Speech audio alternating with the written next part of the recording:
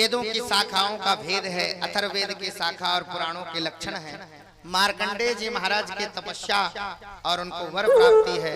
श्री मार्कंडेय जी महाराज को भगवान ने माया का दर्शन कराया है और भगवान शंकर ने इनको वरदान दिया है। भगवान के अंग उपांग और आयुधों का वर्णन है, सूर्य गणों का वर्णन है। भागवत जी के संक्षिप्त पुराण की परिशिष्ट सूची है जो मैंने आपको श्रवण करा दिया है। विभिन्न पुराणों के श्लोकों की संख्या है और भागवत जी के अंतिम में भागवत जी के बारे में लिखा है। जो कोई भी भागवत जी का एक श्लोक, आधा से आधा श्लोक भी पाठ करता है उसको भागवत जी की प्राप्ति होती है, भागवत का फल प्राप्त होता है। यहाँ भागवत जी का सप्ताह यहाँ पर विश्राम हुआ।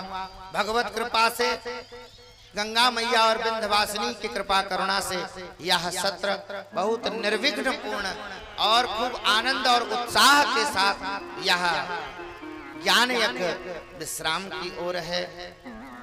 दुबे परिवार की यह भागवत की इच्छा और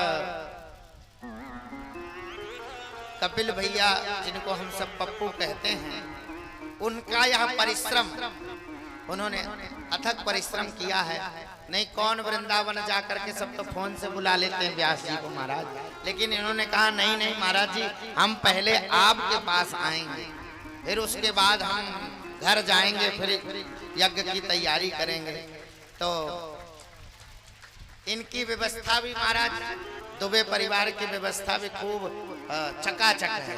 हाँ, हमारी भाषा में तो चकाचक ही है, कोई कमी नहीं है महाराज। कथा सब व्यवस्था महाराज चकाचक रही, सब सुविधाएं ठाकुर जी ने।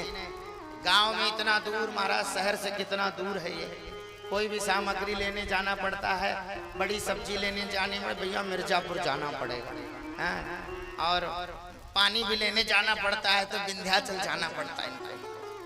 अब बताओ, इतनी सुविधाएं इन्होंने करी है, वह सब अत्यंत सराहनीय है। आपके पूज्य पिताजी और समस्त दुबे परिवार को बहुत बहुत साधुवाद, आशीर्वाद। श्री भगवान ऐसे ही इस दुबे परिवार में कृपा करुणा करते रहें और यह दुबे परिवार भगवान के सत्संग से सदा सर्वदा जुड़ा रहे। देखो, भगवान के सत्संग से हम जुड़े रहेंगे तो हमारा जीवन सफल रहेगा। ऐश्वर्य, पैसा, रुपया, धन, संपत्ति बहुतों लोगों के पास है, बहुत लोगों के पास है महाराज। यहाँ तो ऐसे ऐसे लोग होंगे, यहाँ बैठे होंगे महाराज, जो रोज कथा कराएं तो भी उनका पैसा खत्म ना हो, लेकिन वो रोज कथा नहीं करा सकते क्योंकि उसके लिए बहुत बड़ा हृदय चाहिए। कथा सुनने के लिए महाराज बहुत बड़ा हृदय चाहिए। हाँ, ऐसे व्यक्ति में उदारता नहीं आ जाती और कथा के लिए उदार होना पड़ता है। हमारे महाराज जी कहते हैं, जिस व्यक्ति के अंदर में उदारता आ जाती है, जिस व्यक्ति के अंदर में उदारता आ जाती है, उसका अंतिम जन्म हो जाता है। तो हमारे जन्म है,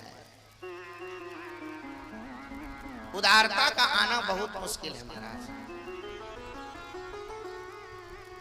भगवान के प्रति श्रद्धा, आस्था, विश्वास बना रहे।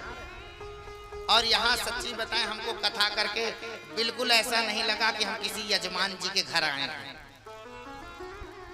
हमको गांव बहुत अच्छा लगता है और यहाँ तो गंगा मैया साक्षात, हमारा गला भी गंगा मैया ने ठीक नहीं किया अभी तक।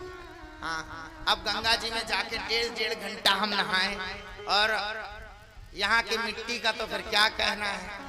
चार लोगों ने ऐसी मिट्टी की व्यवस्था करी, सबने इतना रगड़ा कि गला एकदम बढ़िया हो गया है। खूब नहाए गंगा जी, तो गंगा जी ने इतनी कृपा तो कम से कम गले में आशीर्वाद दे रखा है हमारे। तो श्री गंगा मैया का सानिध्य 7 दिन तक प्राप्त हुआ, यह उनकी कृपा करुणा। और एक विशेष बात कि यहाँ भगवती विंध्यवासिनी माता का दर्शन खूब प्राप्त हुआ महाराज। खूब भगवती का दर्शन, मंगला दर्शन, आरती दर्शन, भोग दर्शन, राजभोग दर्शन, अष्टभुजा का दर्शन, काली का दर्शन।